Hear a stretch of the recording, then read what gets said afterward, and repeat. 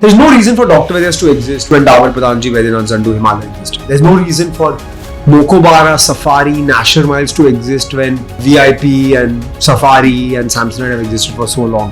There's no reason for Mama to exist. You may even own that space, but these guys were caught sleeping. There are only 2 times you can comfortably start a company when you have no responsibilities. The first time is where you are right now, where you are not married, don't have kids. And the second time is where my kids have graduated from college and I'm sharing a secret with you that reels on my feed go, but I've not recorded those reels. It's my digital avatar. Yeah. That blows my mind. It's totally acceptable on a Friday night out to say I don't drink anymore. I'm going to have a kombucha. The conversations are now about which gym do you go to? Are you on keto? Are you using the Whoop or are you using the Ultra Human Ring? 20-20-10 rule is font size 30, 20 slides or less, should take 10 minutes or less to read the pitch deck. What's a green flag in the founder that most investors overlook? Hi, I'm Darshana Shah, and my guest for today is someone who has made Ayurveda really cool for the whole new generation. Arjun Vaidya took a 150-year-old family legacy, built India's first digital Ayurveda brand when it was unheard of, and then exited it way before D2C was a buzzword. Today, he wears many hats: entrepreneur, investor, mentor, and is deeply involved in shaping the future of India's consumer ecosystem. Let's get straight into the conversation and hear from the man himself about his authentic stories.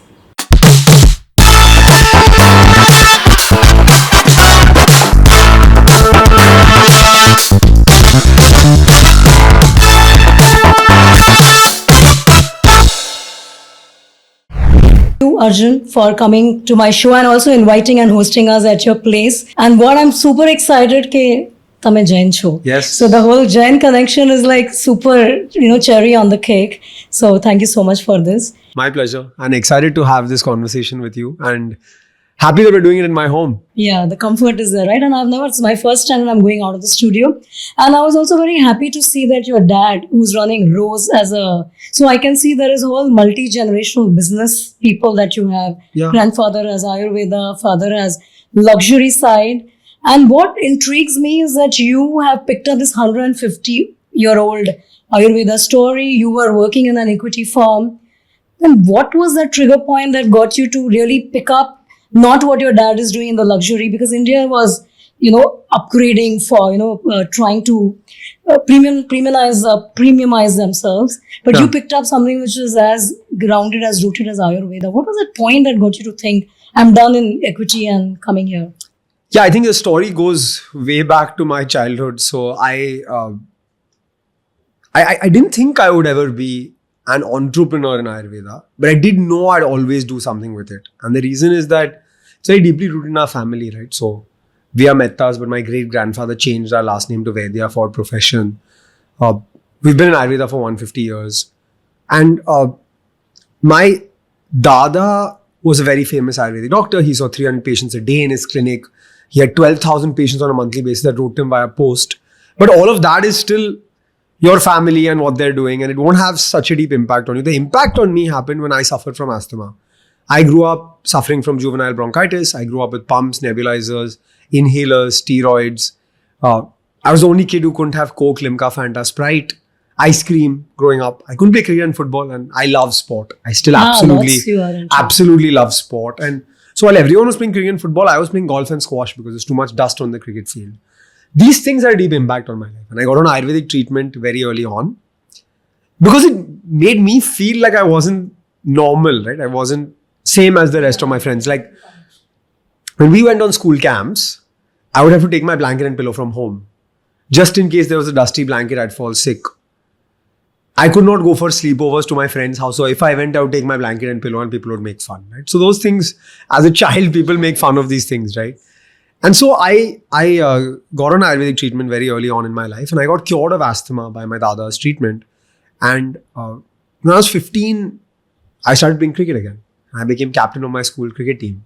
And I wasn't a great cricketer, but I was just the most passionate, sincere, hardworking guy. Because you could start late, so you were more... Also, I have this thing in me, right? I've not been God-gifted as much talent as other people would have. I have a hand-eye coordination problem, for example. I love sport, but I'll take much longer than anybody else to get good at a sport. And so I remember I was playing squash and I would be playing for 6 years and 7 years, and someone would come and play for 6 months and beat me. So I was accepting of the fact that I don't have the talent that everybody else has. But what I can tell you is that in anything at all, I'm the most hardworking person in the room. Whether it is work, whether it is sport, whether it is anything, I'll show up every day. That is one thing I can give you, A for effort, That's right? amazing. And so my dada, so I became captain of the school cricket team because I showed up to every practice. Not because I was the best player. I was probably out of the 11, number 7 or 8 in terms of talent. But I was the guy who showed up for every practice. So the coach said, you will be the captain. And that was a turning point in my life because Ayurveda had allowed me to play cricket again. And I became captain and all of those things. And so I promised my dada, I'm going to do something with this legacy. I'm going to do something with what he has. Now, what I was going to do, I didn't know. Then I went to the US for my undergrad and I saw yoga being repackaged. Yeah, absolutely. Yoga Globalized. mats, yoga gyms, yoga apparel, Lululemon, Yes. multi-billion-dollar industry in the US. And I started thinking to myself, it's amazing that yoga is global, but I'm very patriotic. And I wear this band with the Indian flag on my hand. I've been wearing it for 13 years now. Oh, is it? And so I said that we can't let the same happen with Ayurveda. Indian companies have to take Ayurveda to the world. And so I came back to India with this idea. My father was still alive when I came back. And I started working in a private equity firm. My actual work background through internships and job was to join my dad. I worked at Vogue magazine as an 18-year-old. No boy was working in their first internship at Vogue. That'll be But my fun. dad used to advertise there, right? So Yeah, I worked yeah. there. I then worked at a luxury watch manufacturer called Hublot. I went to Switzerland and worked there. Then I went and worked at De Beers, which is the largest diamond company in the world. So clearly I was gearing myself to work with my dad. Then I worked in Louis Vuitton Moet Hennessy Group private equity fund, L Capital, now called L Carrington. That's what I did for 3 years after graduation. And in this time period, my dada passed. And when he passed, I was 24 and a half or 24 years old. I remembered the promise I made him and I said, at this age, I have nothing to lose. I'm barely dating a girl. I have no responsibilities. My parents have enough money to give me a home and food. And I was earning well that time. In 2016, I was earning 30 lakhs a year. Yeah, the private equity. I can 30 lakhs a imagine. year then means 75 lakhs today, right? Yes, if yes. you think of inflation, Yeah. etc. So it was a very good salary for a young kid living in Bombay in my parents' home. Like I was earning good money. So I eventually took the call at 24 and my boss at the time actually said one thing. He said, Arjun, there are only 2 times you can comfortably start a company when you have no responsibilities. The first time is where you are right now, where you are not married, don't have kids, don't have responsibility. And the second time is where I am right now, where my kids have graduated from college and Yes. now I'm not responsible for them anymore. The empty right? nester, yes. So he said that and resonated with me. And so I said, what's the worst that can happen if I quit and I try this for 1 year? And so after my dada passed, I took on his legacy and I said, I want to create a brand because I was not a doctor, right? So I could not run a clinic successfully like my dada. And so I said, we have these 110 FDA approved proprietary formulations. We have this small manufacturing facility. We have some brand equity in Bombay. And maybe a certain part of Bombay. And my dada was very well known in that part of Bombay. That's it. Can we use this back end to build a brand that makes Ayurveda appeal to modern consumers? The idea was to take it to the globe. But of course, we started with India. So that was a reason behind going to Ayurveda.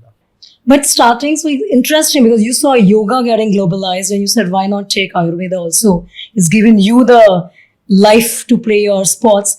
But you started as offline store like everybody else. And that's when you realize, see, because Ayurveda selling D2C, it's really pivoting completely and, doing something very different, anti to the medicine category at that time. So where did that, because what went wrong in your offline world that you had to take it to? Yeah, I didn't understand offline at all. I was young, I had limited money, and I thought doing Facebook ads and Instagram videos will help my distributors sell to retailers and retailers send to customers. The reality was none of that happened. Because, and I remember a distinct conversation. One of my super stockists for Bombay had come to my office and I showed him a marketing plan which had events and social media and activations and all of that. And he said, none of this is going to work. And you had stores. So we had a large launch event in Taj Lands End Hotel. We signed up 6 distributors. We had no stores. Other than the one clinic, we had no stores. But our product went to like 200, 300 retail stores, right? Chemist shops, pharmacies, Ayurvedic pharmacies, etc. All of that.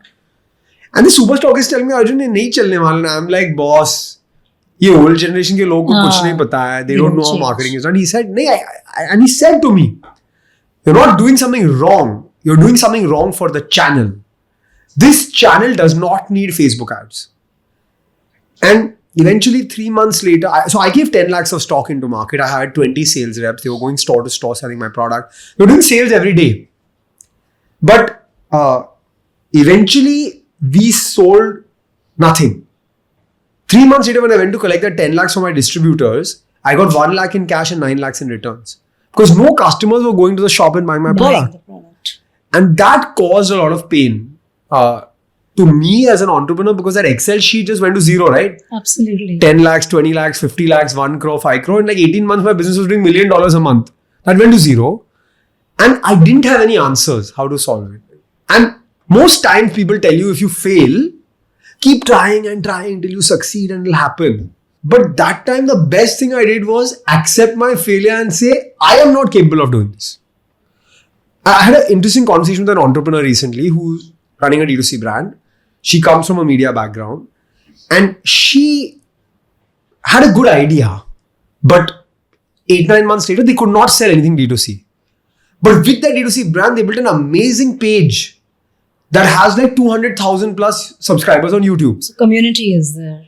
And they know media. And they were able to sell brand deals on this page, etc. All of that. And she's telling me, I don't know this D2C thing so well, but this media content IP thing I can spin out and build something really cool. And I just asked her one thing. I said, every time you talk about media, you smile. Every time you talk about D2C, you frown. You don't like D2C, na? She said, yeah, actually, I don't like it. But I have to do it. I said, if I was in your place, I would be able to build the D2C business. But I would not be able to build the media business. But you come with that core competency to do that. I don't. Play from your strength. So play from your strength. Similarly, I said, I cannot build this offline business. I'm not experienced. I'm not knowledgeable. I don't have the money. And so D2C was a mistake. D2C was, ये नहीं चल रहा है तो वो try करेंगे. Achha. And because if we shut down offline, what do? What else do you do? Either shut down the business or you try something else, and the other channel was D2C. And so that is why we started D2C. Everybody doubted us, including me. Who's going to buy Ayurvedic medicines on a website of a single branded Ayurvedic store when you get it on Amazon? And anyways, customers are not trusting these D2C websites. But we had no other option, so we went for it. And Amazon gave us no bhav because we were a failure anyways, right? So we just went for it. But I also heard in one of your reels that it was your wife or your girlfriend at that time who came from Nykaa who really showed you the way of, doing it. So we failed offline. I was depressed when we failed, right? Because you build up all these castles in the air in your mind. Yes. And then you do that 10 lakhs of sales and you have a big launch event and feedback is telling you it's going okay. Until that one moment you realize it's not going okay and it's going really badly. And in that time she said, Arjun, if Ayurveda is not working for you offline, why don't you try online? And I said, you have a point, but I don't know online. Correct. Like I worked in a fund which tried to invest in online businesses and did not. And at that time, right, 2016, correct. But and this was, by the way, 17 and 18. But I never operated an online business. Correct. Other than being a customer and evaluating some 10 companies, that was my experience. She had done the hard yards, right? She had been in the early team at Nykaa. So I said, I can't do it until you join me. First she said no, then she said, actually, not a bad idea. I don't mind joining you. And so she joined the business against both parents' views. And my parents were like, you can't get a girlfriend to join the business. Yeah. So then we got engaged. Then I was like, okay, both of us are committed, so now we are going for it, right? And then she joined the business. No pressure at all. And I think from there we had a very, very successful run. But so imagine I have worked with a health insurance and medical side of things where people without prescriptions, I mean, some of these things you need either a doctor. COVID has changed a lot, but pre-COVID, that was not the idea. So, and on top of that, buying Ayurveda, where you have, as a consumer, you have zero knowledge about that. And Nutrisil was not as big a thing at that time. So, what kind of things that you do differently? Because Apart from, of course, building the brand, what else was the reason? See, I heard what you were saying from everybody. People don't believe in Ayurveda and actually it has no clinical validation and kaun use karega and ye wo. And so I came as a skeptic as well. Like, look, I of course believe in Ayurveda because I've been cured of asthma. It's my family legacy and it's my last name and all of that. But everybody around me, my friends, my family, my cousins, my social circle was like, no, but without that, checking the nadi and doing all of that, I mean, Ayurveda I'm saying it goes further than that. These people are telling me Ayurveda chalta hi nahi hai. Okay. हम use ही नहीं करते हैं. Correct. Market ही नहीं है. It's a thing of the past. Forget it. Like Western science, allopathy has moved so far forward. Yes. And then I started doing some research and saying, if that's true, then maybe I'm wrong. The research said at that time, and I don't know what the number is today, but at that time, this is pre-COVID, 72% of Indian households use one Ayurvedic product a day. Could be a toothpaste, could be a hair oil, could be a Ayurveda-based shampoo, it could be a Chawanprash, it could be a Hajmola, which is also an Ayurvedic product. Yes. Halls for a very long time was an Ayurvedic product. It could be a Pudin Hara, could be any of these products. And so when I took that study, I said, hey, hold on. 1 billion people a day are using an Ayurvedic product. Just this elite, rich South Bombay circle around me is not using these Ayurvedic products. And that is not how to build a business. Interesting. And so the learning there was in the consumer space. Just because your friends and family aren't using your products doesn't mean that it's not a big opportunity. And so, think about this brand Peter England. Nobody around me was wearing a Peter England shirt. Correct. But it's a 1,500 crore brand. Yeah, the whole mass India is who wants to now move up the value chain. Invested from a fund in a company called Lahori Jeera Soda. I don't have sugar. I don't have sugar at all. For the last 5 years, I've tried my best not to have artificial sugar for my health. But there are people having a 10 rupee Lahori Jeera Soda and enjoying it. Yes. There are people who come to my office and I say, would you like to have a protein water or a black coffee? They're like, you have Lahori Jeera here? I want to have that, right? Even I want to try. The customer is not your mom, sister, cousin, best friend, sitting in an AC car, going to an AC office, yes, and then going back into the car and going to an AC bar and having a cocktail and then going home. That is not real India. That's not real India. True. Only 6% of India earns more than 6 lakhs per annum. True. I think that number is now 7%. No, yeah. And so, you've got to look beyond what you see around you. And actually, I have a theory now. I invest in consumer brands. Yes. If I consume the product or it comes to my house often, I'm not investing. You are not investing. Wow, that's interesting. I'm not investing in the business because I consume like a customer in New York, LA, San Francisco, Hong Kong, Dubai, Tokyo consumes. That's 1% or less than 1%. It's less than 1%. Yeah. But that is not how a country consumes. Correct. And so there are opportunities in those customers for a few things. But the bulk of India doesn't have that. Yeah, the discerning is what your father is doing really for that. Like a lot of people tell me, and I'm an investor in a company called Boba Bhai. A lot of people tell me, अरे वो Boba Bhai के boba में ना बहुत sugar है, बहुत sweet है, मुझे नहीं चाहिए. Like my friends and all tell me that. But you are not the customer. Like you're not the customer, boss. Correct. They want Jaljeera boba. Yes. It's just Jaljeera with some tapioca balls, but they want it. I was talking in the morning that only that the whole modernization, but the Indian boba with Jaljeera, and that is what the brands internationally. McDonald's had to do that. McDonald's is a perfect example of that. They had to. The Mak Aloo Tikki syndrome. Yes. Kellogg's had to after the years of getting put out, they finally had to. So if you see the McDonald's menu here and you go to a Europe or a US, pretty standard menus in the US, right? In McDonald's, very different across the world. In India, the burgers, the filet of fish, the Mak chicken, the Maharaja Mac, the Mak veggie, the aloo tikki, the paneer wrap, the pizza McPuff. These things don't exist anywhere else in the world. No, they don't. And forget that. In fact, what you will see here and what you will see in Ghatkopar, the Jain Gujarati area, I was surprised to see in Amritsar, opposite the Gurudwara, the temple, full veg McDonald's. I'll tell you a very interesting nuance of consumption behavior that we don't know. And nobody talks about it enough. Can you guess 5 $1 billion beverage brands in India? So today I was thinking about Campa Cola, but I really don't know. Not yet. Not yet. Not the, Not yet. is No, that not the the new Jeera flavor. soda in that bottle? No? I'm very Think interested. about Indian taste. Thumbs Up is a $1 billion beverage brand. Ah, thumbs up, of course. Sprite is a $1 billion beverage brand because India likes the lemon taste.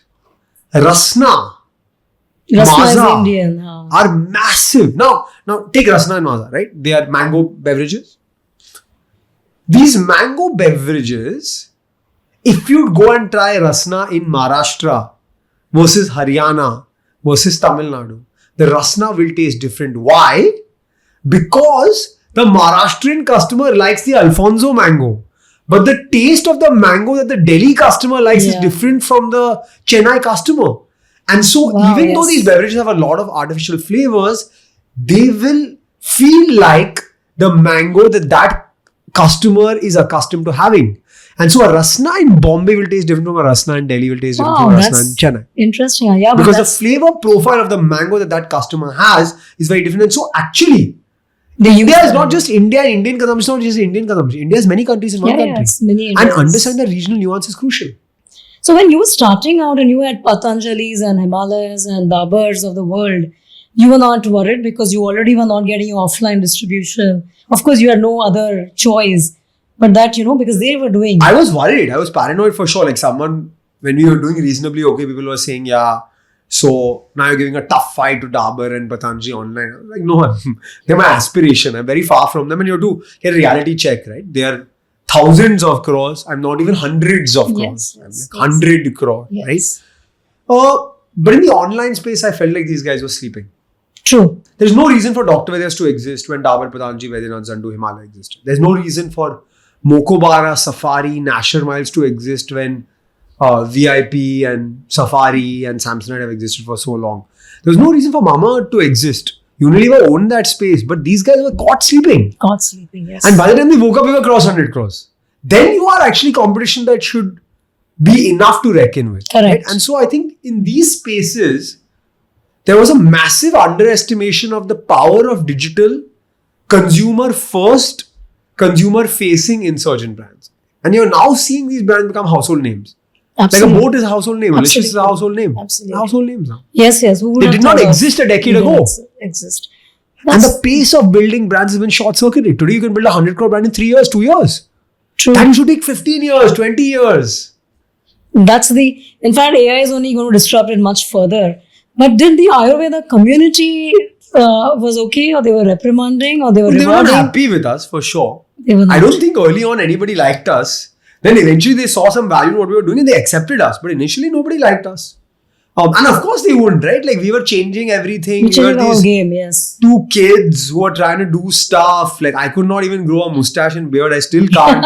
Going to these meetings with all these experienced people, trying to question the way everything is. Of course, it's not taken well initially, but then when you make a success, people appreciate what you've done, right? And we'll give it to the Ayurveda community that they accepted what we did and they were happy with what we did. So now you see more brands because, like yoga, like you mentioned, is more Ayurveda now coming up, getting more D2C, getting more global. Because you exited. Did it pain to give away your family business, or of course the money was rewarding, but you could have made it global. So did you? Yeah, so we didn't make it global, which is a big regret for me because my initial goal was to make it global. Like if you bought a Dr. Vaidya's product back in the days, it said proudly Indian on the packaging. That is because I wanted to eventually see this on shelves across the globe. Correct. I couldn't do that because India grew too fast and then we were too focused on India. So I do regret not being able to take it global because that was my initial dream. But I think that it's difficult to give away anything, especially your own venture, especially because it's got your family name associated with it. Then what pushed you? Because you had all of the comforts. You were doing well. You could have, I think 2 things. I underestimated that online brands could go to like 500,000 crores, and some people have proved it. I thought 100, 200 is where it'll stop, and then you need to do offline. And I think we sold a company at a time when valuations were at their highest. Or we were getting offered something very fair.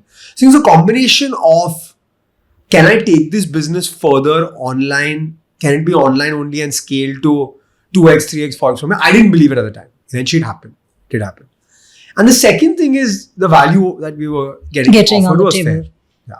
So after Arjun, what happens to, and I've seen this most of the time when you sell off and you are, is there, because of course now you become a venture capitalist, you are investing and all of that, but that void, because it's nothing of your own, that you back to your PE days where, you are now investor. But do you feel the void of running, like, really? Yeah, I feel the void of the high Yeah. of cracking a big sales deal, of having a big team associated with the same mission. I miss the high of heart in mouth situation that you solve. Correct. And everything becomes okay. That high is unreplicable. The founder journey is a lot of ebbs and flows, peaks and troughs. The investor journey is more like this. It's a stable Correct. ECG as compared to an ECG that has a lot of Constant crazy things panic going on. attacks, yes. And so I like both. And they're both different. I get a lot more time for myself, a lot more time for my family as an investor. But I still get to engage with founders and help them build their businesses. And there's lots of value creation. Like, we have seen companies, we have 6 out of our 10 companies in our Fund 1 portfolio at V3 now doing more than 100 CR ARR, right? And Nice. that's pretty impressive Yeah. hit rate for the stage that we enter. So it is fun. And it's also fun to wear many hats and do many things. But I do miss the high. You must so now moving from, but you were very early stage, like you said, you've seen Facebook, you've seen storytelling, very early stage, even for your own brand, you believed in building brands, not just the bottom of the funnel, ROAS, wanting that short term. That is how most of the D2C brands are today more performance centric. And I, being a CMO, I understand what building a brand means. Where did that come? Because I heard that you spend almost 20-25% of your business, your money building a brand. I think we made the same mistake. We also did performance marketing. We also did only bottom of funnel. And eventually, we started realizing there's a law of diminishing marginal utility. As you increase your spend, your sale increases, but the ROAS reduces. And that ROAS keeps reducing to a point where it becomes unsustainable business. Right? So I think because we were very data focused and online only people, we saw our data every day. And when the ROAS is coming down, and when you're hitting that vicious cycle of spending more, going down, but then you need the sales, you spend more, and then it goes down further and all of that, right? So that's because that's why you need the brand pull. And so I think we realized what was happening, and so we started spending on brand. If you were to ask me, did I build a outstanding brand? No. I built a good brand. We did some unique things, like built a very large WhatsApp community to give daily Ayurvedic tips. We hosted a podcast on Coco FM. We did some really cool campaigns like Immunity Premier League and stuff like that. So I was really happy with the stuff we pulled. We did a very cool thing through COVID. We did one Instagram live every single day for the first 150 days of COVID. Wow. With someone talking about health, wellness, diet, nutrition, Ayurveda, herbs, healing, COVID. And then we said, okay, we'll do 6 days a week of this. And that was the time the consumers were really looking at. And people wanted hope. People and then wanted at home. Yeah. On Sundays, actually, we won't do this. We'll do a virtual concert. And so we get a band to play on our Instagram. Wow. And just keep people happy and engaged and having a good time and enjoying themselves, right? So I think we did some really cool stuff. But if only I knew how to make content at that time, because I didn't, now I do, we've done an even better job. And I think founders are really cool now. They're building in public. They're building with a connect to consumers. Customers don't care about the product, they care about who. Correct. And why and how, not just what, right? And so I think with all of that, it's becoming much more fun to see brands being built today than when I was building my brand. So now that you are investing in a lot of founders and investors, and like you said, that's growing. But when you see your money failing, have you come across where your ventures are failing and you really are again panicking? Those kind of, because I'll take Byju's as an example where you've invested. And I'm very keen and intrigued from your point of view, because of course you've seen success on the hindsight. You must have seen the tough time when you were selling, exiting, but now you're on the hindsight, you've seen the good returns. What happens when the investor or the brand is at its high? And suddenly when they were the poster boys, and when you come down. See, look, I've spent time with founders who've been through that. Some I've invested in, some I've not. It's not easy for the person. I think you detach yourself from the loss and understand what that person is going through. Let's say, for example, and this is what people don't understand about investors, right? we can sleep at night if one of our 10 companies is not doing so well because the other 9 will make up for it. If you have 6 companies or 7 companies not doing well in your portfolio, then you're in trouble. But we invest in a portfolio approach. So I have 135 startups that I've invested in personally. Wow. And 14 from the fund. Let's say I have 14 from the fund and one's not doing well. And the 13 are doing okay. And 3 of those are doing gangbusters. It's okay if that one dies or doesn't do fine, right? That's a risk you would have taken. That's a risk you would have taken as an investor. But now think about the founder. Yes. My eggs are in 14 baskets. His or her egg is in one basket. 100%. And for them, it's very hard. And it's not easy, right? And I've seen my first angel investment went to zero. And the founder went through a lot of mental health issues through that. And I told her, you can keep fighting and I think you still have something and you can make it survive. And then at some point she said, Arjun, I'm done. I just don't want to do it. I want to file bankruptcy, take this company to NCLT and get peace of mind. And I kept on telling her, no, come on, we have something here. And then when she told me that, I'm like, yeah, okay, do it. But is it because they are not able to pivot? You are too emotionally invested in what you... There's a lot of things can go wrong, right? Yeah. The market cannot grow as you expected. The competition can be heavier than you expected. True. This specific case, someone came in at a valuation that was so high that there was insane pressure on the founder all through. And she could never meet that valuation. She took wrong decisions to push sales to meet that valuation. That can happen. There could be disruption. Like, just imagine if you're running a graphic design agency today and then there's AI.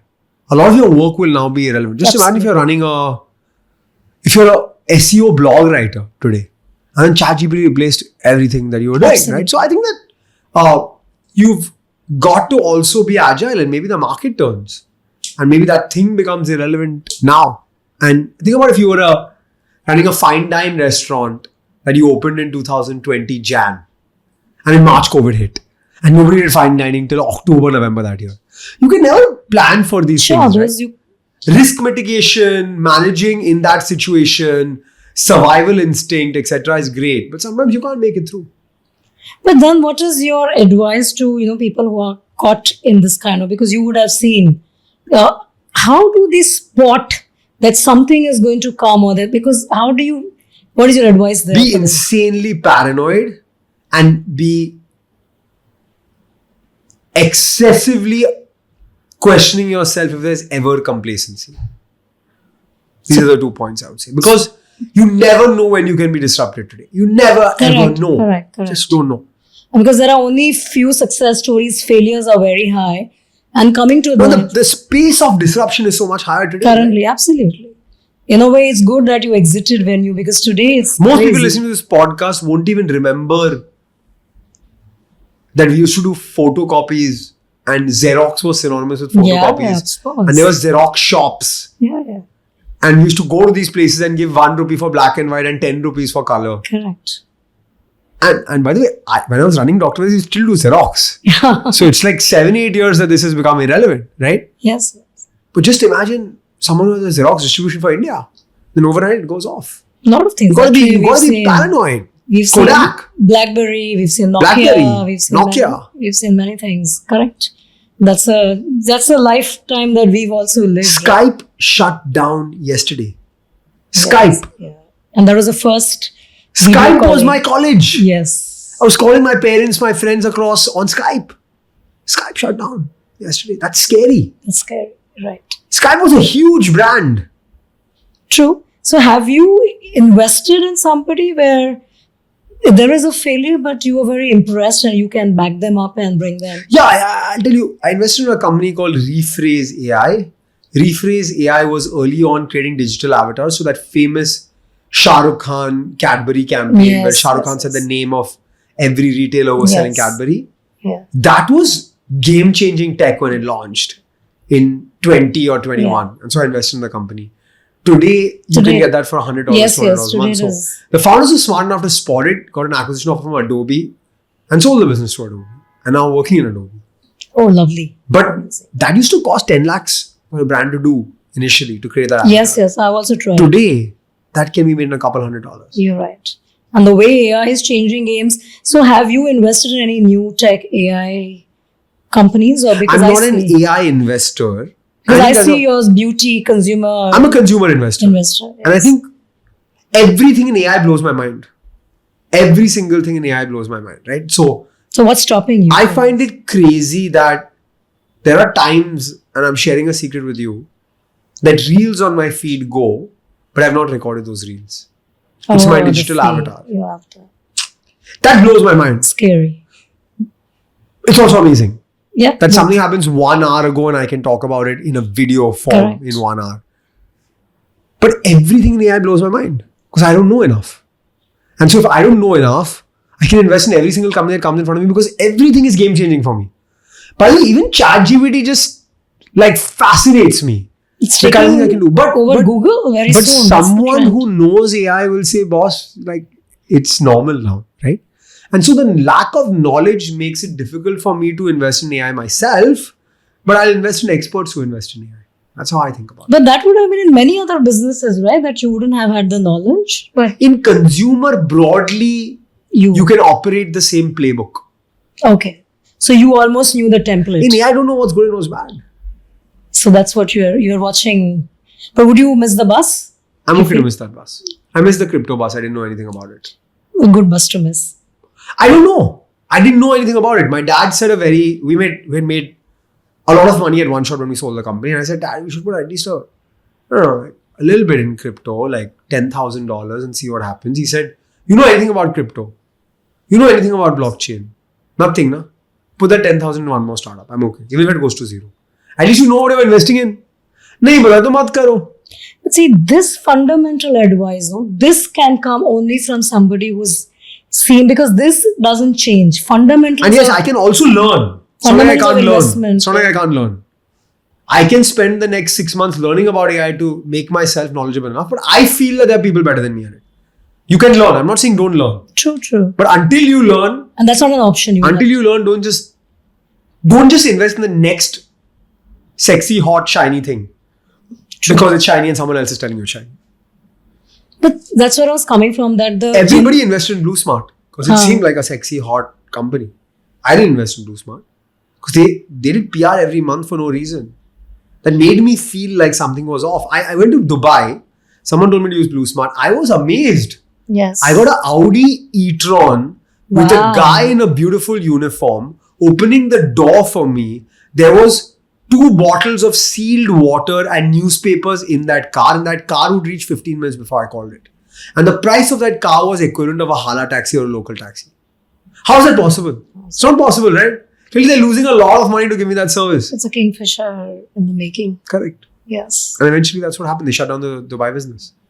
So what are the early trends that you spot which helps you decide that is it?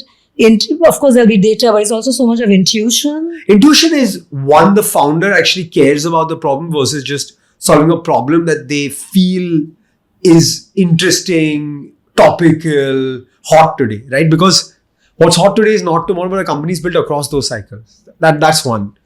I think the second thing is that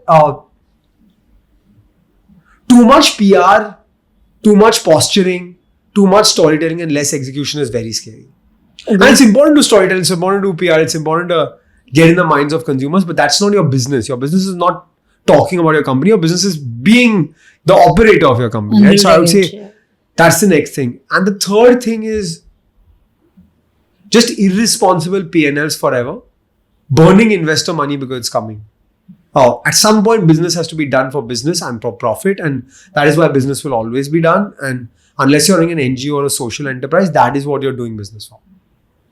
So some of these learnings come to you from your family, from your parents, the way they've handled money, or it's something that you've learned? I think what I learned from my mom is that even if you have the money, it may go away at some point, so don't waste it. I still fly economy everywhere I go. Oh, is it? I still fly economy. It's very surprising that a young investor, I understand, when Sudha Murthy and Narayan Murthy, No, I still fly Sudha economy. Murthy says that. And I'm very strict about it as well.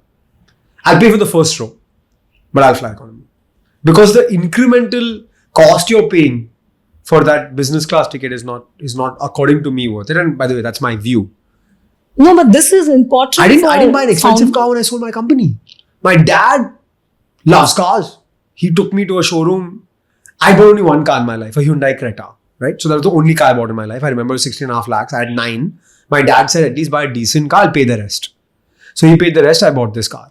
I didn't know what cars cost because I'm not trying to seem naive or dumb or anything. I just don't have interest in cars. I think cars point A to point B for me.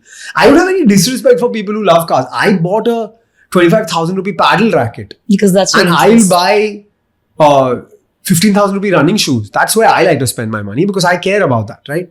So my dad took me to these car showrooms and then I realized that these cars are worth like 1 crore and all, right? I didn't think it's worth spending 1 crore, especially because I don't like cars. I just don't like them. You're one of those. So I don't buy expensive cars. And it's okay. Yeah, And people say that you should have a car up to your status because when you enter a place it establishes your presence or something, but I don't want it. I don't care. But that's an interesting grounded insight that you are giving. And a lot of founders, the moment you get investors' money, the first thing is you want to flaunt it. And what you are teaching is frugality. Yeah, that's me, by the way. I'm not saying that that's how everybody should be. That's the upbringing I have. That's the way I've been brought up, and I'm very strict about that as well. I can see a lot of discipline in you otherwise because that's showing up every time. Has sports taught you something, the lessons that you build in your business? I watch sports documentaries at least 2 or 3 a month because sports and sportsmen's mentality has so much for us to learn from. Sportsmen fail in public every day. We don't fail in public. Unless you're running a restaurant, you don't fail in public. Nobody knows, unless they check the MCA records to check your balance sheet at the end of the year, nobody knows how good or bad you're doing. Sports people have their back against the wall all the time and they have to rise through it. Sports people know how to come from behind and win. Sports people know deeply the winner's mentality. Sports people know sportsmanship plus the winner's mentality. Yes. You're not going to screw someone along the way. You're just going to do your best, right? I think all of these things are so relevant for entrepreneurs and founders. Interesting. Yeah. Do you bring that in your day-to-day? Yeah, but yeah, I think that the best way to assess someone is outside of the workplace. So I started this thing called Pickle and Pitch. I call founders to play pickleball with me and pitch their business. And if they don't know? Then they learn. So they'll have to learn and come. Yeah. So that brings me to my next question. When you are investing, and I heard this pickle and pitch, what about women entrepreneurs, Arjun? Because I keep hearing, and a lot of women startup, when I meet them, founders, they feel that there is still that disparity, there is still biases, stereotyping. There is still disparity, there's still biases, there's still stereotypes. I have none because actually a woman helped me build my business. Without her, the business wasn't doing well. With her, it's doing very well. Or did very well. We have a long way to go as a society. But if each of us do our own little bit, give the respect that's due, don't overdo it. Right? My wife is very clear. I deserve an equal playing field. Absolutely. Not a reservation. I don't want a reservation. Yeah, no, I want the equal nuance. playing field. I want you to take me seriously. And I want my work to make you appreciate or not appreciate what I'm doing. But as long as each of us do something, we'll make this a more level playing field. I will say we're not anywhere near that today. Whether you look at women founders getting funded, women in VC, women in startups, it's not enough. It's not enough. And we did have it. We are 50% female organization at Dr. Vaidya's. And I think that that's not enough, but that's doing our bit. And each of us have to be mindful and do our bit. And I think stereotyping is also wrong because my wife did all the male functions at Dr. Vaidya's and I did all the female functions. So what is a stereotypical male function? It would be accounts, operations, logistics, warehousing, supply chain, Yes. performance marketing, male functions. What are female functions? Marketing, brand building, business development, big picture, Strategy, yes. HR. I did all of those. And my wife did all the rest. She was the COO, not me. And that's okay. What she's good at is what she does, regardless of agenda. And people did say, can I speak to Arjun because I'm talking about rates for courier? And she's like, no, I run this charter and I'm going to do it. So does she also sit, you all sit together when you're investing, deciding on a Personal business that investments, you're dining table? personal investments, yes. But she's quite bored of investing. She wants to be an operator again. Again? Oh, interesting. So I want to bring from, so this is where your, raw lessons that you have, because you've seen various, so you've invested in so many multi businesses. Anything that you really see is now, any spot that you're seeing change, India shining, the next move, next bet? Yeah, I think that I'll speak about my space, the consumer space. I think we're still scratching the surface. So There's white still not space is enough brands in India in health and wellness. There are Yes. not enough brands in India in fashion Indian brands going global. There are not enough Indian brands going global. The pet space. I had an interesting stat that 1 in 100 people in India have a cat. Or 1 in 100 urban people in India have a cat. That number can grow so much. Yes. And Have so you invested in a pet? yeah, we are investors in Heads Up for Tails. Oh, you are? Yeah. Lovely. So I think that the Indian consumption journey and story is just happening. India is just about to premiumize. The customer is saying, I'll spend 5,000 on the backpack, not 2,000 anymore, but I'll buy something better. I'll spend 10,000 on the luggage, not 6,000, but I'll buy something better. I'll spend 3,000 on the handbag, not 1,000, I'll buy something better. I'll spend 2x on that serum because the ingredients are clean. And spend 30% more on that salad instead of that Subway sandwich or that pizza because I need to eat cleaner. Correct. That level of premiumization of 30%, 40%, 20%, 10% is happening now. And that wave of new consumers who aspire and want better is a massive wave that India hasn't seen before. The middle class is actually getting unlocked today. Yes. So, what about quick commerce? What is your take on that? Have you invested in any? I wish I quick did commerce? invest in Zepto. I had the chance to invest and I missed doing it. I think it's changed behavior. Absolutely. And I'd love to give this example. I was playing football and then I had to go for a friend's dinner. The football ground was 10 minutes from where I had to go for dinner and my home was 30 minutes away. So I said, I'll play the game, I'll shower at the football ground and then go straight for the dinner. I forgot to carry socks for my sneakers and I could not wear my sweaty, drenched football socks. And I was starving after this football game. And so as I'm changing, I go on Zepto, I buy a pair of white socks and a protein bar.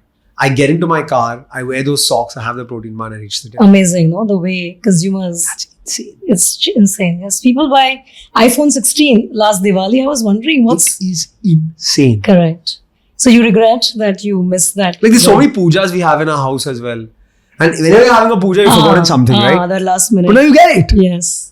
And so that family fight doesn't happen anymore. You forgot it. I told you to get the chandan. I told you to get the tilak. I told you to get the rice. I told you to get the laddus that you have to give. I told you all of those things.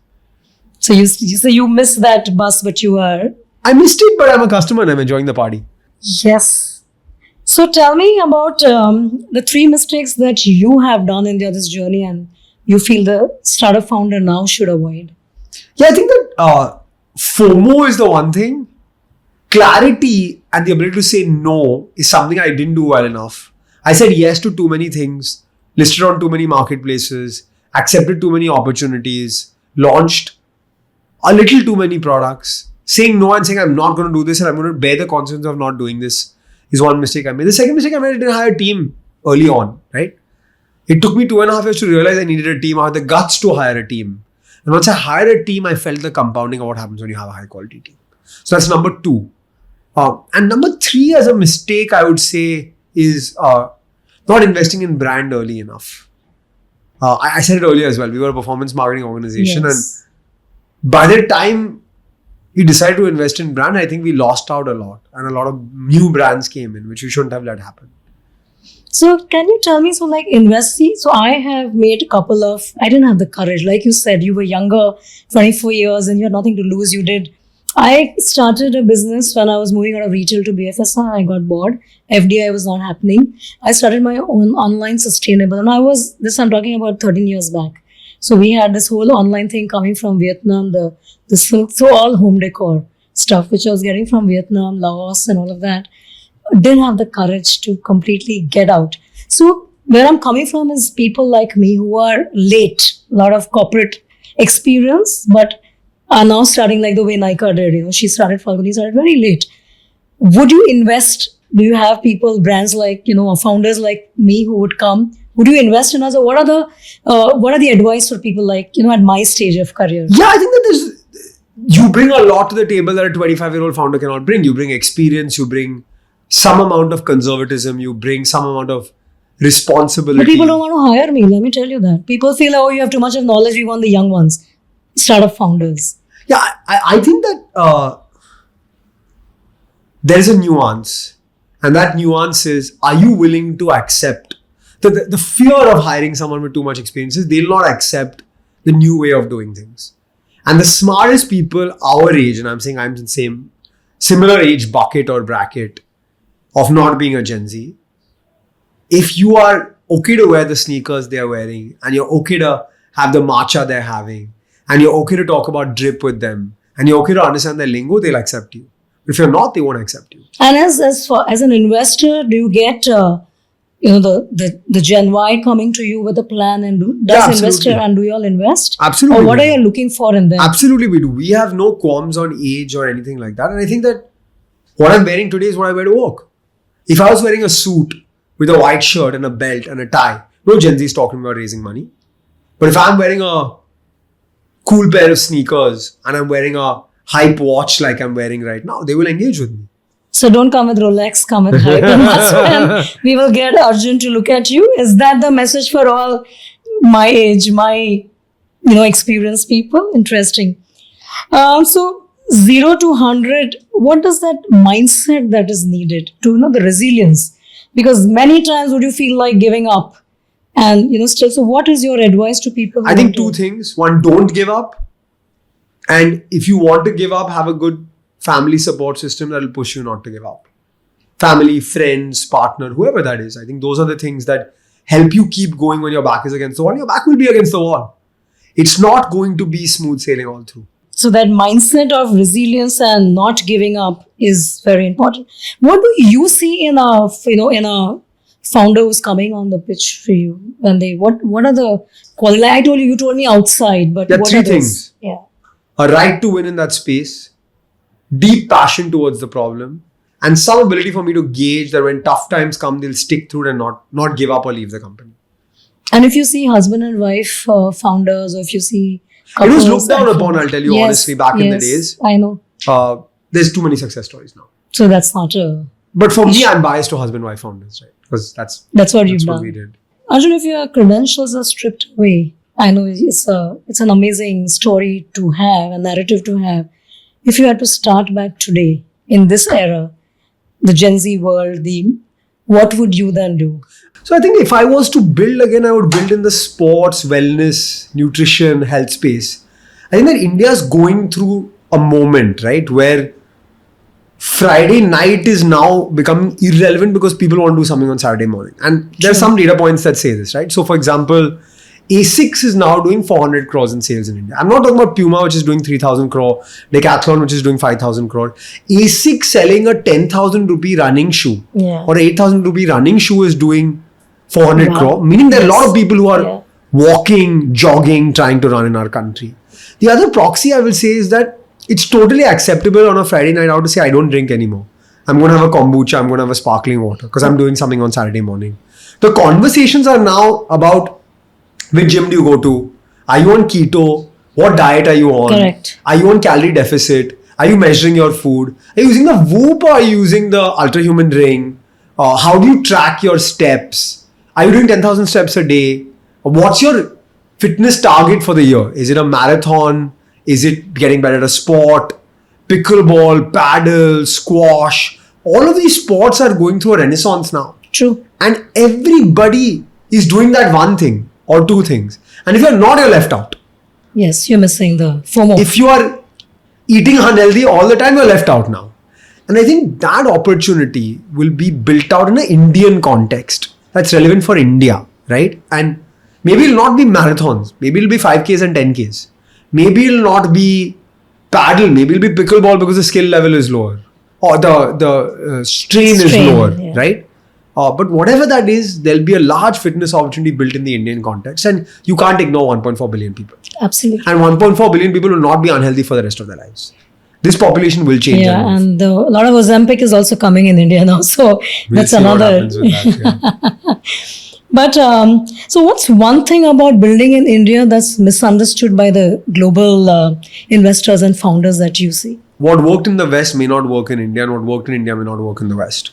We cannot be cookie cuttered just because Uber did not accept cash in the US. Uber had to accept cash in India. Just because Uber did not accept pre-scheduled booking for the longest time, they had to do pre-scheduled bookings here. Or the cash on delivery that all the D2C had to do. True. And Arjun, if we have to open your private journal when you were doing Dr. Vaidya's, and what was that, script written during your worst week? So what would that be the advice? Because everybody will have that worst week. People say wear failure as a badge of honor on your sleeve, etc. All of that, and that's all nice rhetoric. But that at is that bullshit. time, you have to find something that keeps you going on and on and on. And I think the toughest part about a startup is that there are some days when it's really bad, and then you know what to do. You have to keep fighting. There's some days when it's really good and you know what to do. And there's some days that are okay. And those okay days can go on for 30, 40, 50 days. But if you get through that middle, boring, non-growth phase, then you'll make it. Someone in their late 20s who is now dreaming and bootstrapping and, facing a lot of rejection, what would be your advice coming from what you had done? My advice is that I faced 76 rejections before I got my first investor. So you just need to get 1 believer, 2 believers, 3 believers, and they'll come. If you keep going and you keep going and you keep going, someone will come. So don't be afraid of rejection or just take it in your stride. Once you have 10, it's okay. You'll take it in your stride only. It's fine. Don't take it so seriously. Don't take life so seriously. So whilst we have very interesting conversation, Arjun, and moving to more fun, more rapid fire, more instant. Let's do it. Yes. A pitch deck pet peeve that instantly makes you, that lose interest. More than 30 pages and font size of 12. There's a 30-20-10 rule. Okay. And that 30-20-10 rule is font size 30, 20 slides or less, should take 10 minutes or less to read the pitch deck. Everyone's reading their pitch decks on WhatsApp now, so you have to be relevant. I think this to me is also relevant for corporates because it's not just about No one's reading a 100-page presentation. Nobody's It's not reading. happening. Absolutely. A personal Ayurveda hack that you swear by. Chavanprash in a capsule form. We made a product called HerboFit. I have it every day. I don't have tea or coffee, and people say, where do you get your energy from? Oh, so you still, wow. One founder you think that more people should be talking about? Supam Maheshwari, founder of First Cry, doesn't let people talk about him because he's always under the radar. Also built Express Bees.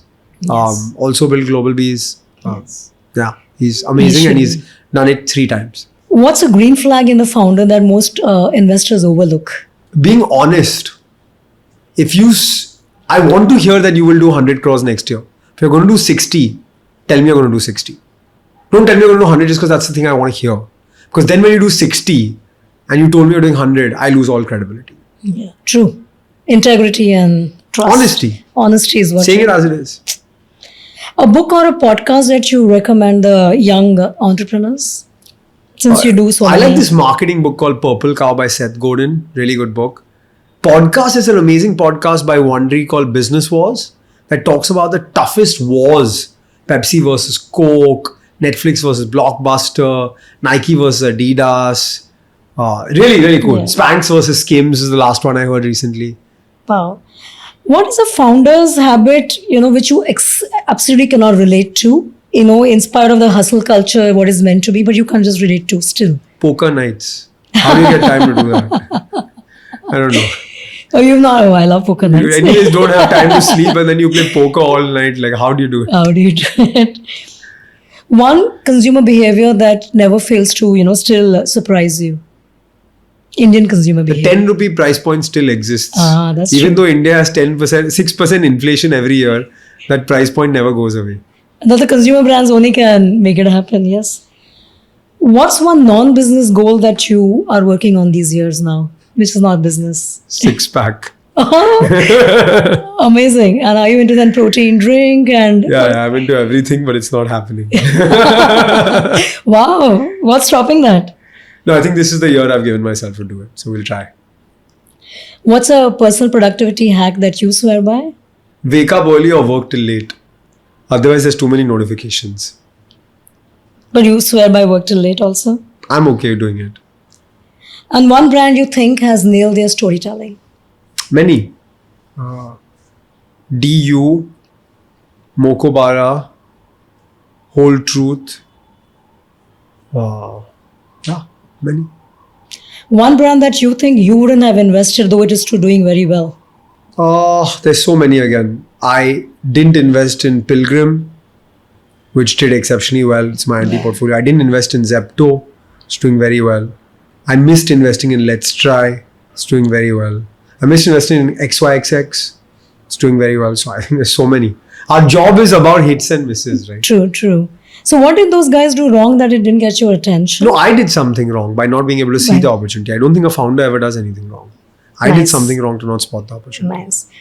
What would you tell me for my show? Any advice, any feedback for the I loved Darshana Shah it. Show? I had a great time. It was a honest conversation and good questions that I haven't had before. So I enjoyed it. I loved it.